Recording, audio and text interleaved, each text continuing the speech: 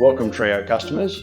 I'm here to show you how to install the DPH120, which is our economy grade Trio hinge. One of the great features of this, there is already a bevel cut in the top and bottom of the hinge, so you don't have any security concerns with toe hold position when you're positioning this. It's a terrific product. It's got multiple fixing points and you should use them all when you're actually putting the hinge onto the post and to the gate. So on one side of this is a larger face. That is the side that you put onto the post. The smaller side goes onto the gate, and you choose the handing by working out with the spring that you'll need to have the spring on the outside of the gate and post area that you're trying to lock yourself onto. The adjustment in the spring I'll show you later on, but essentially there are 4 fixing points on the post side and 4 fixing points on the gate side, and you use all to make sure you've got a really secure fitting. The location on the gate is approximately 100 mils from the top of the gate and 100 mils from the bottom of the gate. So if I can show you how we can quickly put this onto the gate and post, and then we'll show you how to adjust the tension on the adjustable spring. So we're going to choose the right position for the hinge.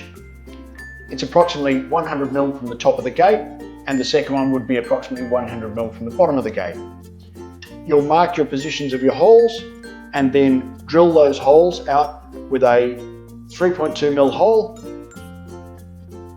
self-tapping drill bit, and then position the drill over the self-tapper and simply lock in. Do the same with the gate post itself.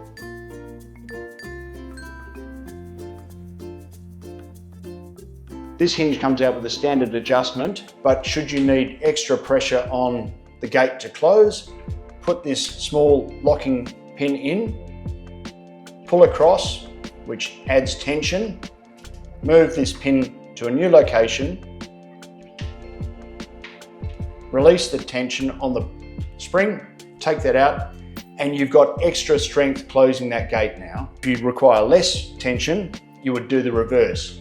You would open this up, take that out, put it to a new position.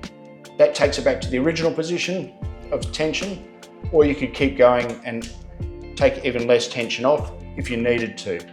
So we've shown you how to securely fit the hinge to the gate and post. As you've seen, the adjustment on the hinge is very simple, with the bar adding extra tension or less tension as you desire. Always make sure that you maintain a really secure locking on the pull gate fence so that no one can enter the gate area without being secure.